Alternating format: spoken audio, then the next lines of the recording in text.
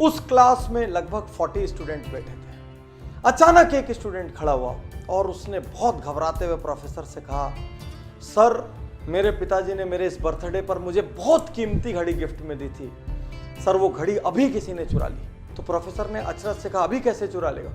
बोले, सर अभी जो 5 मिनट का ब्रेक हुआ था उसमें मैं अपनी घड़ी अपने टेबल पर रख के गया था और उसके बाद से वो घड़ी नहीं मिल रही है। प्रोफेसर ने कहा, उसके बाद कोई भी इस क्लास से गया और आया नहीं है, इसका मतलब जिसने भी घड़ी उठाई है वो इसी क्लास में है। प्रोफेसर के मन में विचार आया कि इन लोगों को एक दूसरे के बारे में पता नहीं लगना चाहिए कि किसने घड़ी चोरी की। और प्रोफेसर ने कहा, सब लोग अपनी अपनी आंख में काली पट्टी बांध लो। और सब ने काली पट्टियां बांध ली, लाइन से खड़े हो गए। प्रोफेसर ने एक एक करके सबको यूं हाथ लगाना शुरू किया और उस लड़के की जेब में घड़ी मिल गई। प्रोफेसर ने चुपचाप घड़ी निकाली, घड़ी निकाल के जो मालिक था मुस्कुराते हुए उसके हाथ में दे दी और क्लास नॉर्मल चलने लगी, किसी को नहीं पता चला। अगले 2-3 दिन तक वो लड़का घबराता रहा, हड़बड़ाता रहा, भयभीत रहा। उसको डर था मेरी बात आज खुल जाएगी, मेरा राज आज खुल जाएगा, लेकिन किसी को पता नहीं चला। धीरे धीरे वो सब कॉलेज से निकल गए।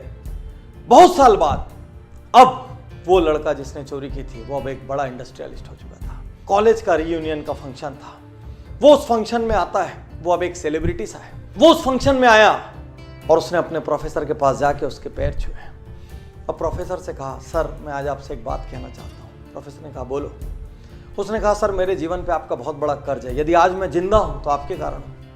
प्रोफेसर ने बोला, ऐसा क्यों? उसने कहा, सर आपको याद नहीं होगा, एक बार आपकी क्लास में एक घड़ी चोरी हुई थी और आपने सबकी जेब चेक की थी और मेरी जेब से वो घड़ी मिली थी, लेकिन सर आपने उस दिन वो बात किसी से नहीं की।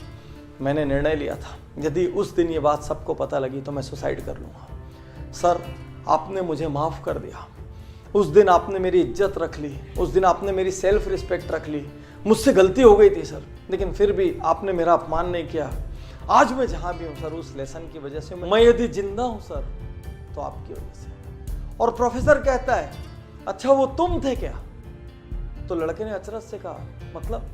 बोले, उस दिन मैंने तुम सबकी आंखें तो बंद कराई थी, लेकिन साथ साथ मैंने अपनी आंखों में भी पट्टी लगा ली थी ताकि मुझे भी नहीं पता चले मेरे कौन से स्टूडेंट ने ये काम किया है। मैं नहीं चाहता था मेरे अपने किसी स्टूडेंट की वैल्यू मेरी नज़रों में हल्की हो या मैं किसी के साथ दुर्व्यवहार करूं। ये सुनते ही वो लड़का जो अब एक नामी इंडस्ट्रियलिस्ट था उसकी आंखों में आंसू आ गए और वो प्रोफेसर के गले लग के 2 मिनट तक रोता रहा। यही तो अद्भुत महानता है, किसी की गलती पता चलते हुए भी माफ कर देना, किसी को इग्नोर कर देना, उसको उसकी सेल्फ रिस्पेक्ट बचाने का मौका दे देना, पता होते हुए भी कि ये कल्प्रिट है उस वक्त जाने देना ताकि उसको सुधरने का अवसर मिल सके, अपना चेहरा ऊंचा करके चलने का अवसर मिल सके। आज के इस युग में जहां हर व्यक्ति किसी न किसी की गलती ढूंढ रहा है, परिवार में माँ बाप की गलती, भाई की गलती, जीवन साथी की गलती, ऑफिस में बॉस की गलती, कलीग्स की गलती, कुछ और नहीं हुआ तो देश की गलती, समाज की गलती, राजनीति की गलती, सरकार की गलती, सबकी गलती ढूंढ रहे हैं। ऐसे में क्या हमको ऐसे लोग नहीं चाहिए जो एक दूसरे को माफ कर सके? माफ करना और माफी मांगना ये कायर नहीं कर सकते, ये शक्तिशाली लोगों का काम है। साथियों, इस कहानी ने मुझे इतना इंस्पायर किया। एक प्रोफेसर जो ये नहीं चाहता कि उसका स्टूडेंट उसकी नजरों से गिरे, जो ये नहीं चाहता कि उसका स्टूडेंट किसी और की भी नजरों से गिरे, क्या ऐसे लोगों की समाज को जरूरत नहीं है जहां पर हम लोगों की गलतियां होने के बावजूद उनको इंसान मान के, उनको मिट्टी का पुतला मान के उनको माफ कर सके?